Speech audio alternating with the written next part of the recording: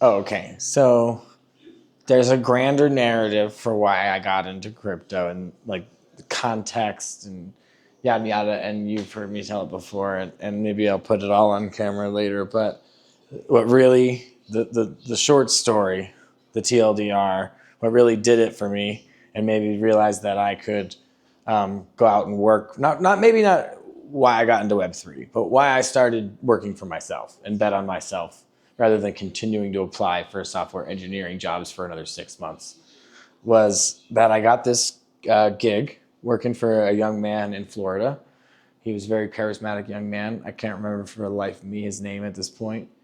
19-year-old man offered me pay 50% of a contract gig that he was offered $10,000 to run a social media marketing campaign for an NFT project. It's called Story something, Story DAO. It was a cool idea. They got this really large community of people together in Discord, and everybody would write a story. People would compete for their story to be associated with the image of the day.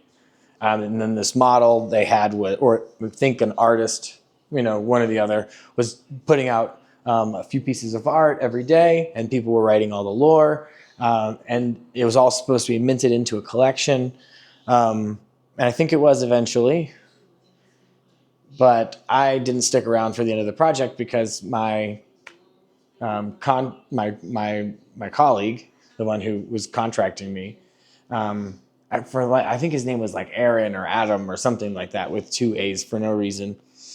And he kept asking me to do illegal things with Twitter.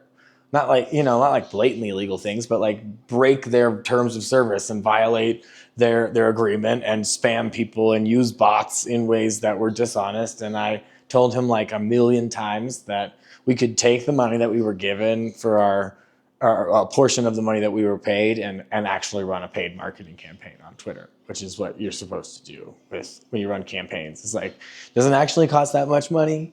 I made that case to him for a few weeks, and when he realized I wasn't going to build him the janky pseudo-illegal automations that he wanted, he dipped.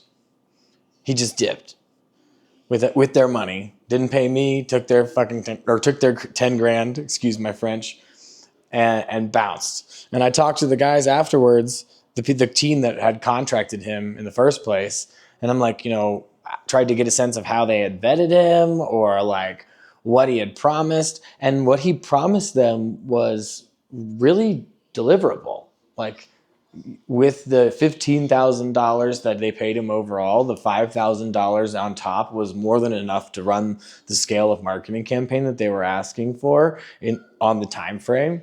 And he could have just done it honestly. And I was like, well, if this like total twat, this 19-year-old twat can go convince clients to pay him $15,000 a month because he has this, even just enough technical knowledge to like talk about the products that they want to have. That's pretty much all this kid had, was that he knew how to talk about the product and he knew how to talk about the campaign. He didn't have any technical knowledge at all as far as how to build or develop or even run the campaign using like Twitter's website and their paid campaign service. So yeah, I was just like, at this point, man, if I would be crazy not to bet on myself. Like crazy. If you can be a 19-year-old boy and not know stuff except for just how to talk, and you can get clients $15,000 a month in tech, like maybe I should stop applying it had been 6 months at that point since I got my degree and certification in machine learning and data science and Python. 6 months later, still no job. I probably applied to 150 jobs a day. I wish I'd given up on the applications way sooner and like just bet on myself. That shit's scary and hard to do, man.